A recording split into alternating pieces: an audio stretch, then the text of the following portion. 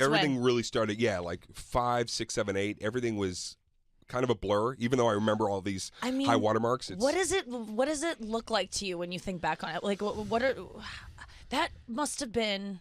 I mean, no one has that experience. I can only name a couple people who've had that skyrocket. There's a lot of columns, and okay, so first of all, look at it mostly as this pipe dream came true. So I was grateful beyond, because I had a career, and it looked like I'd be able to take it as far as I wanted. If willing to work, I could take it as far as I wanted to go.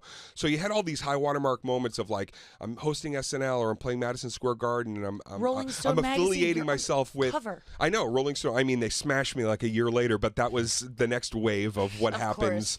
And I accepted that the same way I accepted the praise, because I knew it was all just a fucking spanking machine. The teardown ultimately. was coming, right? Yeah. Did you know? You knew the backlash was coming. I think I helped. I was like, I'm going to tear down too. I'm ready to devolve and then evolve because again. You're right. You cannot sustain the level of fame and adoration and just wild energy around you at that time. That's not sustainable. So you knew it was going to be taken away. I did, and the thing that was not taken away, I just knew that it would crest. You know what I mean? I guess I look at it. I'm always like, if I get as famous as I want to be, it will be taken away. That's how I look at it. We're in it for the long haul. We're gonna, I knew Jerry Lewis. At 90 years old, I'd see him perform. At 90 years old, I went backstage one time. He would do a Q&A at the very end of his show. Usually lasted about 35 minutes. People would line up, ask questions. It was hilarious because he was salty and he was honest, and so he didn't give a shit. He didn't give a shit, right? But it was awesome. And so he did not the 35, he did like 15. And I walked backstage and he was pissed. And nobody was near him, and his daughter was like, "Oh, Jerry wants to see you." I was like, "I don't even want to go near him. He looks upset." She's like, "No, he wants to talk to a comedian. He needs to talk to you." So I walked up there and he goes, I remember 90. He goes, "They fucking lit me early. I had another 15 at Q&A." At 90, I said, this never ends. Never. We are never going to be satisfied. You're right. It's just ever, changing, and fans are going to come and go, and be like, "You're not as funny as your last thing." And then they come around. It's like being an Aerosmith fan. Like, I didn't like that album, but now I'm back. And, now what are you doing? But now I'm back. I looked at a career as like people visit, and they're going to come, and they're going to go. But even when you were at the pinnacle of success, what does that feel like? You're like, I got everything I could have ever dreamed of. I mean, that is wild. Yeah, the big upshot was the level of what I could share with fans and my family. I was very close with my mom and my dad, and it was like everything that I accomplished and got to show, especially my mom, was like a mind-blowing thing, because she knew who I really was from 14 and feeling so broken, loathing myself at a very young age. Now she's watching me on camera where I hated who I was, and now she's seeing me, filming in front of thousands of people.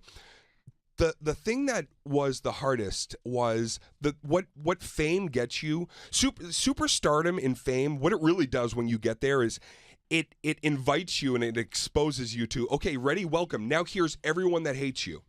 And your lane's here, and you got to remember that, and most people drift off for years to come, and then you try to get back to your lane.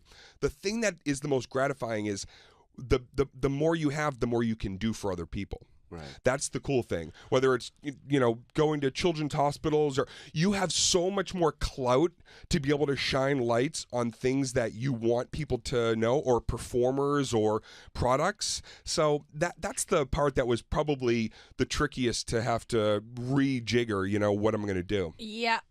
What was the biggest I'm just fascinated by fame. I think it's all we love doing comedy, but there is a part of us that just wants to be loved by everyone, and we want fame, whatever that is. What were some things that you didn't maybe foresee when you would become that famous, that became was going out in public? Did you become more paranoid, want to stay in more, those kind of things? Well, I was always like a homebody away. I built my fan base up, through MySpace and early social networking, because I wasn't a go out kind of person. Yeah. I'm 46. This may sound lame. I never had a drink or a drug in my whole life. I didn't do that cop. stuff. I'm out of here. All right, I'm a cop. Fucking narc, man. I love the minutia of what it meant to have that correspondence with fans. That really was kind of a kick for me. And also, you got to remember, I could be comfortable at home talking to everybody. It took away that anxiety that I felt of offstage, how I deal with people. So that sitting in my underwear with Fruit Loops and like writing thousands of people, that was like my sweet spot. I was like, this is great. Yeah. Well,